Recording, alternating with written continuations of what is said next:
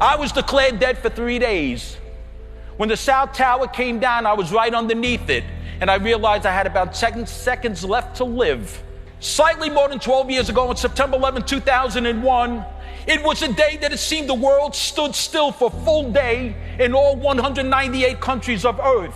An incredible plane crash into the World Trade Center. We have serious news of a major possible air crash in the United States. And I was in the middle of it in New York City. My firehouse was right across the street where I began my career in 1980. I was under the second jet. It came right over my head when United Airlines Flight 175 struck the South Tower 17 minutes after the North Tower. I was declared dead for 3 days. When the South Tower came down, I was right underneath it, and I realized I had about 10 seconds left to live. And all I was afraid of was that my body would never be found or identified. And I started running, but I never made it. The South Tower came down, all my ribs were broken, my arm was snapped in half, my shoulders were torn off, my back was crushed, and I was bleeding internally. And I'm buried underneath the South Tower with all these other people. They were screaming at the top of their lungs. We couldn't see each other. We were all pinned under steel and concrete, and we were suffocating. And I begged God to take my life. I couldn't live in this pain, and a few minutes later, we were all in the middle of all these fires. And then the screams of those people turned into cries, cries turned into whimpers, and whimpers turned into silence, and one by one, they had all died. I'll never know them. We couldn't see each other, and I was still breathing. And then at that point, people came and they were digging, and they found me, and they got me on a boat. And on the boat, they were intending to take me across the river to New Jersey to a hospital because I had to get there immediately if they were going to save me. And then a half hour later, the North Tower fell, and it fell on top of the boat, and I got buried in the engine room of the boat all alone.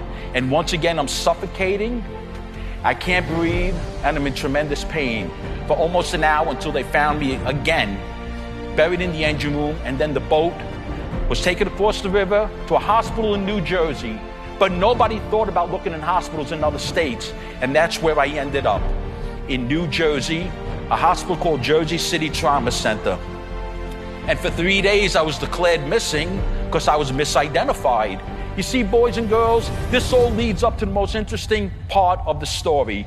You see, boys and girls, I started my career in the firehouse across the street from the World Trade Center, Engine Company 10. I started my career there in 1980 when that firehouse opened. And I stood there for 16 years until I was promoted to lieutenant on September 5th, 1996. They asked me to work in their Office of Fire Safety Education. And boys and girls, 8 months into that assignment, I was named the director of the whole program. And then at that point, I get a call from Fisher-Price Toys. I figured they got a wrong phone number. What do you want? This is, we want to run something by you might be interested in. Well, what is it? They wanted a New York City firefighter to be their new rescue hero. And as I was telling them what a firefighter looks like with his bunker gear, his tools, his equipment, his air mask, and they want to have a big press conference in New York City. They want to introduce this new rescue hero. Well, they were so excited. They said, when can we do it? And I'm brainstorming in the meeting. I says, 911 is the emergency phone number in New York City. Why don't we have a 911 day in New York? This was the new rescue hero being introduced on September 11, 2001 at 9 o'clock in the morning when the first jet struck the tower.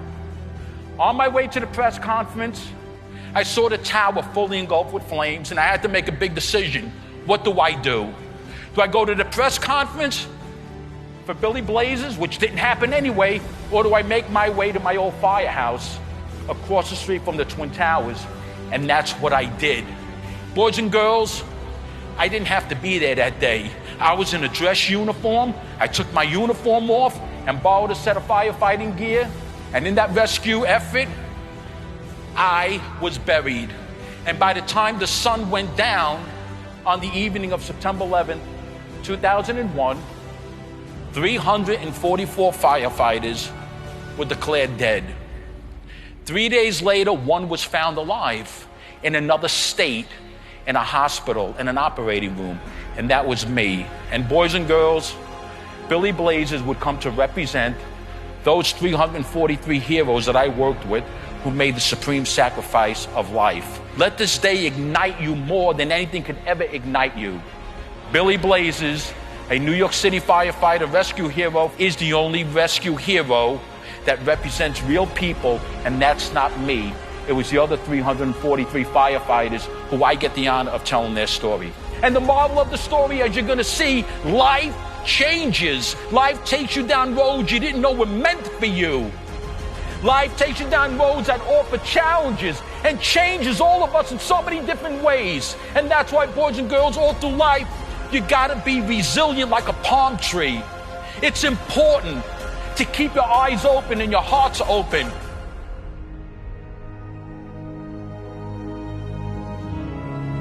That's what firefighters. We're going to just see if we can help some people out here. That's 9 trucks, one of the first 2 companies destroyed.